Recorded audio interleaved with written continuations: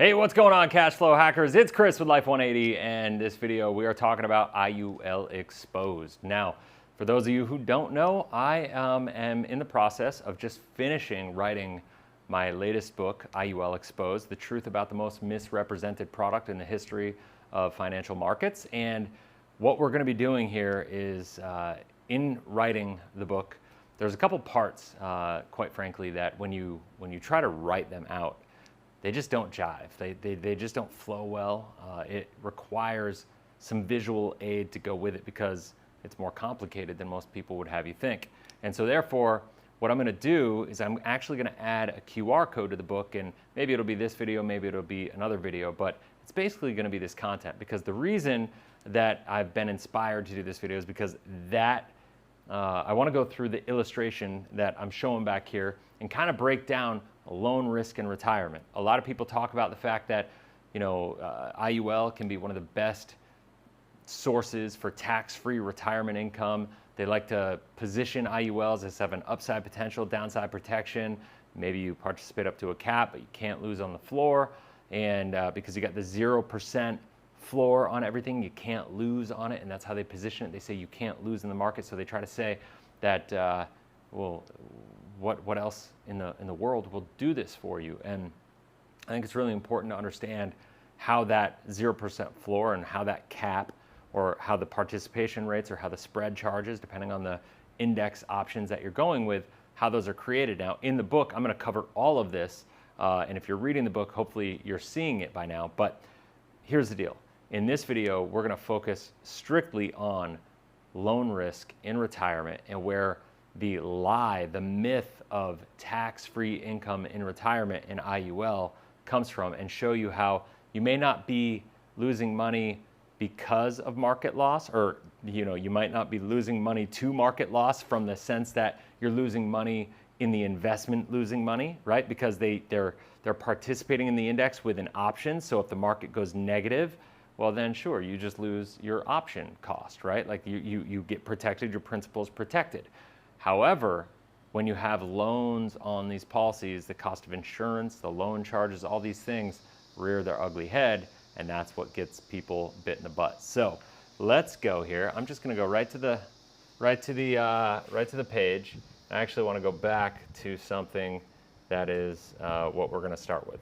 So let's talk about this. So there's a couple things to look at here. I'm going to use my little laser pointer here because this is going to allow us to focus in on things. So you can see this individual right here, the premium outlay is $240,000 over a 20-year period.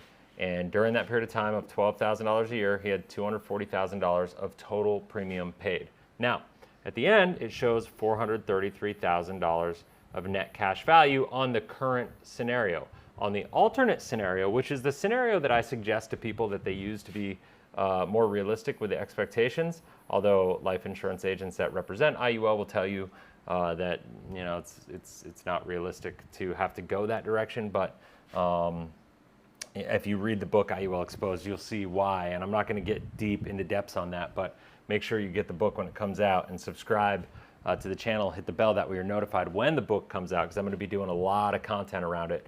That $364,000 is a more realistic number than the $433,000. Now, people would tell you that this $433 is a conservative number. It's one of the reasons I have the IUL challenge out, to show that it's anything but conservative, right? So the important thing to understand here as we look at this is showing 0 down years to be able to get to this number, okay? That's an important thing to understand, is that the 0 down year assumption, and I think it's a 6.4%. It might be 6.2 or something like that. I don't remember off the top of my head, but let's just call it 6.2% assumption on the current scenario. Okay, that is the assumption-ish. It might be 6.4, but it's honestly that is not a point that matters for the purpose of this video. What we look at here is that. Oh wait, hold on. Let me go back. What we look at here is, you can see when you're looking at the policy, you funded right here, and then they started taking income right at age 61. So you funded it for 20 years to the tune of $240,000 total, and then you're able to take, illustration-wise, $37,884 per year, okay? So you can see by the end of year 5, you've taken $189,000 of income, which is, I mean, 3/4 almost of what you have actually contributed, right? And it's showing that you did that, and you also still have cash value of $383,000. You'll notice that the accumulated value here is $598,000, and that the cash value is $383,000. Now, what happens is this is the important thing to understand here. This is, you can see the loan balance is this number minus this number equals loan balance. Now, I'm going to show you in this because this company, Allianz, particularly, has a good loan charges page and that shows you how the loans are actually working, and you can do that. Now, most companies will have a loan ledger page that you can request to see on the illustration. They don't all do it automatically, so you need to make sure to request that. But it's important to understand, okay? We need to make sure that we understand exactly how that works and how the loans are functioning and where our risks are with the loans, okay? So when we look at this $598,000, the idea here is, well, if I could earn on this $598,000, that's the money that's always growing for me, even if my cash value, net cash value or surrender value is less. The argument by IUL agents is that the $598,000 is what you're getting credited on if the market does well. But here's the deal. This is all creating a loan balance, okay? And you could see 598,832 minus 383,829. So we go 212, 300, 51, $215,000, okay? So $215,003, and you can see here the loan amount, he's taken $189,000 in loans to that point in time. However, that's led to a loan exposure of $215,000. Now, it's important to understand how that works. So I just wanted to show you how that works there, and we're gonna go, not that big of a deal early in the policy. However, when we hit the alternate scenario, actually lapses at age 73. Now, there's something in these policies, and you've read about it in the book probably if you're reading this, watching this video after the book comes out. There's the thing called the overloan protection rider, and that overloan protection rider doesn't kick in until 75, okay? Until the age of 75. So if this policy did lapse right here, this person would be on the hook, not just for all the money they took out for income, this, well, 568 minus, I guess, 75,000 and change there. They'd be on the hook for that, but they'd also be on the hook for earned income on their loan balance, okay? So that's important to understand. This is where this gets really risky. You could see the alternate assumption sees that it's fallen apart here. Now, let's talk about how this actually works, okay? Let's assume, actually, I'm gonna go ahead really quickly, and I'm gonna come back to this. This page is, yeah, I'm gonna go ahead and I'm gonna come back to this.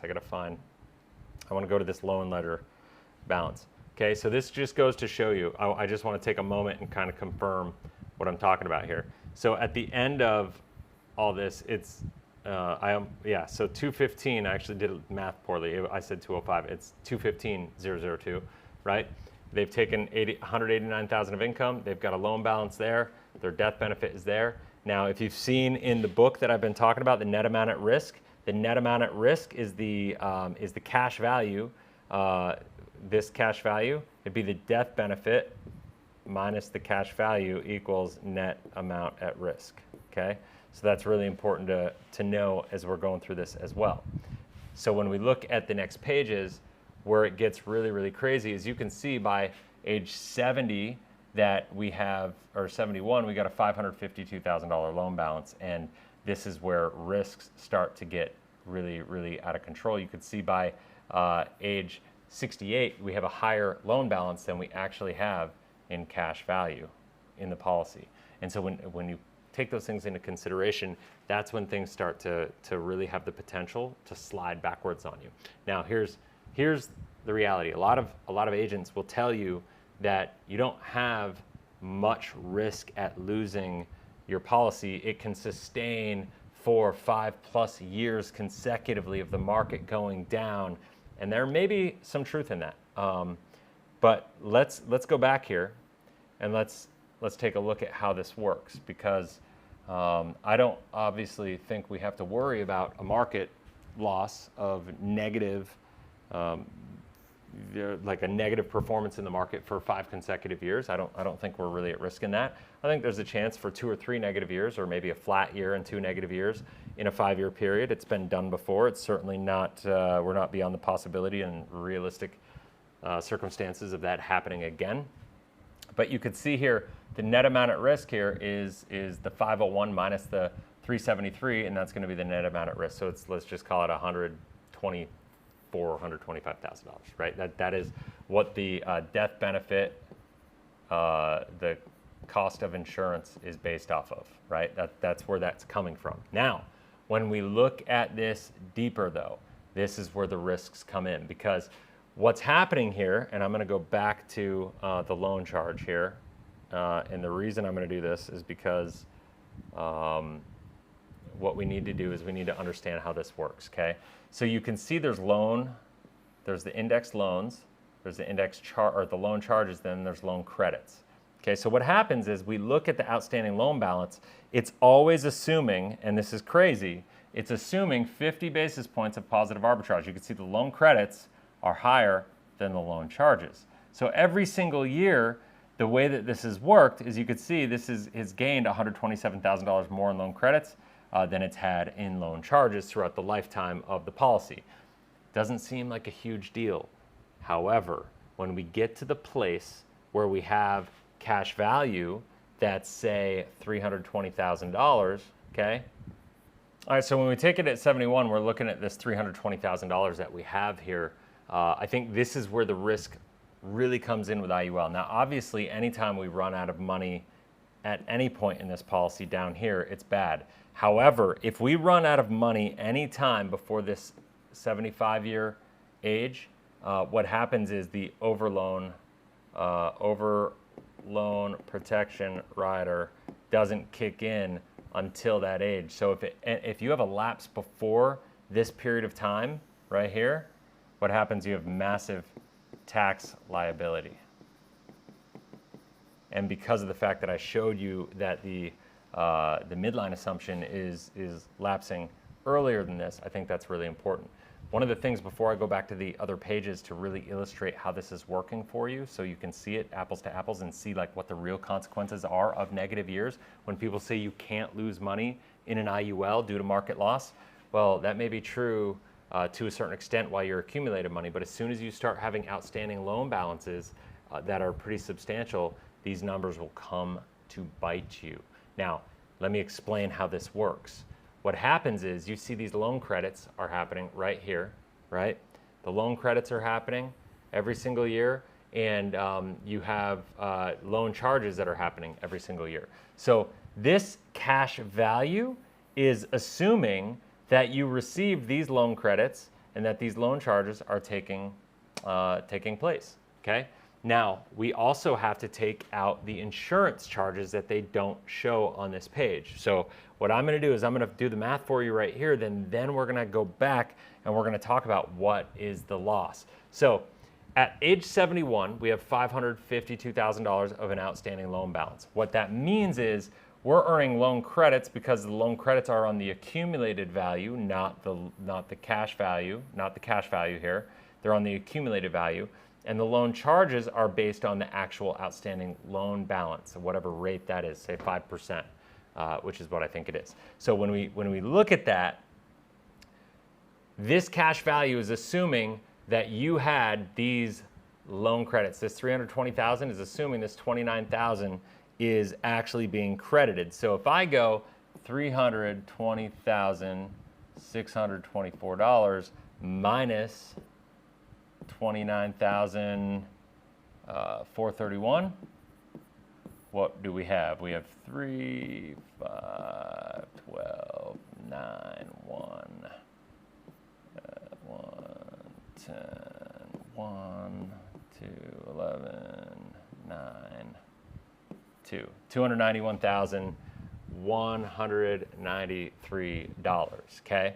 So rather than having the $320,000 right there, we have $291,193. $193. Okay, so I'm going to just say 291,000 just to keep numbers round. Okay, and so we have $291,000 is what we have. Now we have to bounce back up, and this is just one negative year. Okay, $291,000 is our number. Now I'm going to go back up here, and I'm going to look right here and figure out. Let's see what the loan or what the cost of insurance is. I got to actually go back up here and find the cost of insurance. So then what happens is we go into this and we look at the loan or the cost of insurance riders here and or the cost of insurance ledger. And we look at the current assumptions. Mind you, they can change. The cost of insurance is one of the levers that most of these companies have the ability to change and make it worse for you, right? And so remember, we're already at, instead of 320K, we're at 191K or 291K in cash value.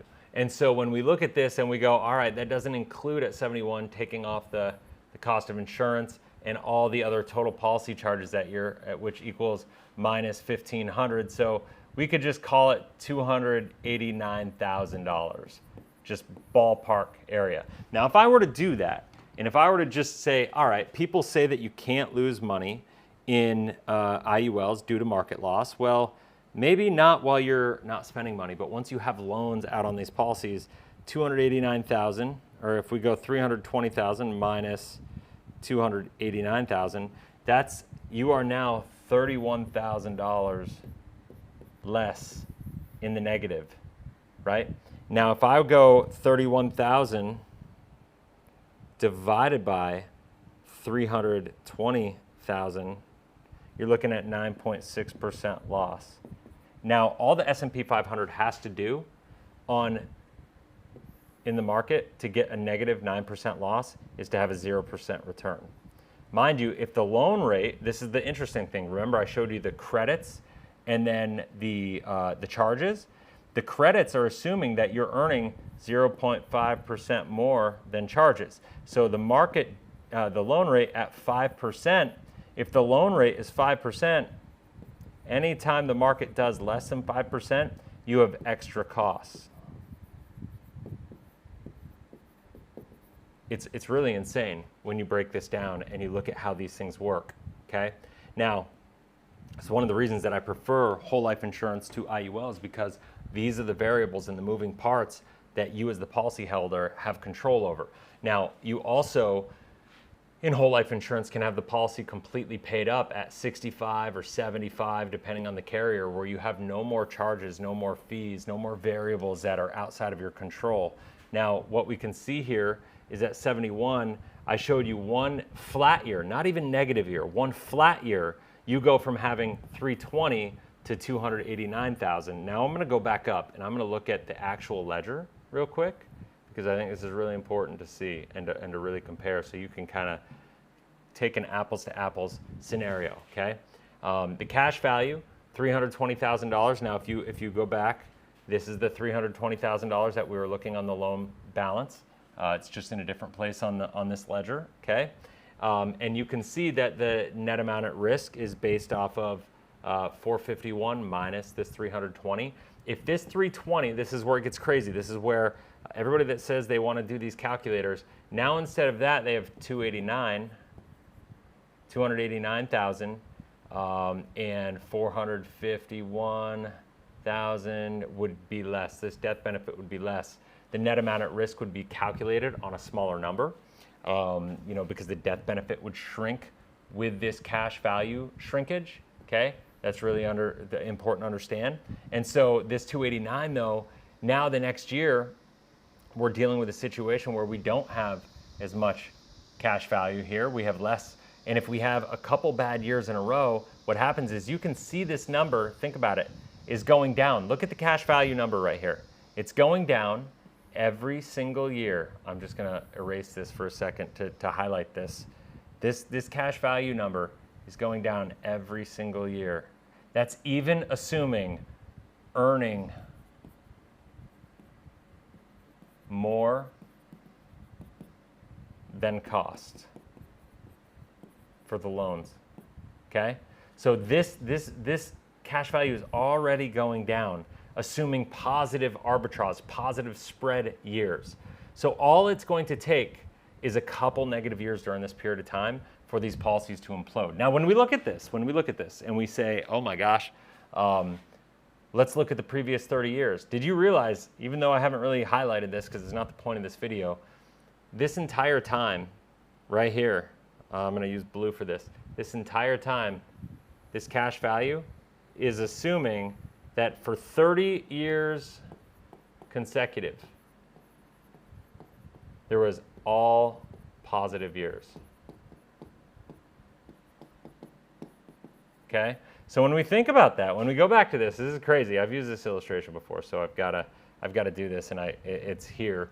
When you really think about this, and once again, I talk about this in the book in much greater detail, but when we break this down, it wasn't the focus when I did this the first time, but when we break this down, what's crazy is, remember, we have a 5% loan cost, okay?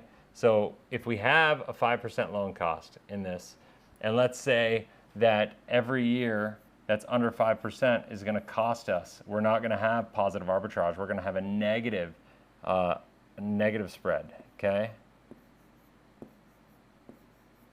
Okay, so 1, 2, 3, 4, 5, 6, 7, 8. So that's on a 17-year period. We have 8 years that have underperformed the loan cost, okay? So 8 divided by 17 is 47%. So 47% of the time, you're not going to have these positive loan credits in this policy. You're going to have negative. You're going to end up having more expenses. And what that does to the actual consequences of the growth of the policy here is absolutely going to blow up any projection. That's why I always kind of tell people that say that these IULs that are sold as kind of conservative illustrations, they're anything but conservative. This whole time right here, I will tell you this, the odds of, if this person started taking income at 60, the odds of this policy actually lapsing before they're 75, I would put, based on what I know, at probably 60 to 70%. So my question to you is, if this policy were to lapse before 75 when the overloan protection rider hit, and that's why this alternate scenario is really strong, okay? Because it gives more accurate information. It's going to say, well, what are you on the hook for from a loan perspective and an income perspective, and that's going to be your tax bill. So this is one of the reasons that you need to understand the risk of the loan rate risk in these policies, because most people don't understand it. Most people don't know how to read these illustrations to understand what they're even looking at. So hopefully you can understand now when you look at these illustrations, whether you're an agent and you're running these illustrations for your clients, you can look at it. If you're a client and you're looking at these, you can decipher a little bit. If you're having a hard time, you can feel free, reach out to one of the people on my team. We have a whole team of people that are trained to be able to do this for people, to be able to evaluate your policies and kind of let you know what's what as far as the moving parts of your policy. We do in-force illustrations, we do policy evaluations all the time, and it's extremely valuable. I know it will help. I would really encourage you to take advantage of that if you have an IUL. Now, if you're an agent or if you're a client, one of the rules that I have is never run an illustration without income. If it's planning on being used for income, if it's used for estate planning or something like that, it's a totally different scenario. But if it's being used for income, you have to run the illustration with income, because when you do it, when you run the illustration with income, it adds all sorts of other disclaimers and caveats and ledgers in the policy loan ledger and all these different things that is information that you need to be able to make a decision, to be able to have clarity about how this policy is actually going to work, right?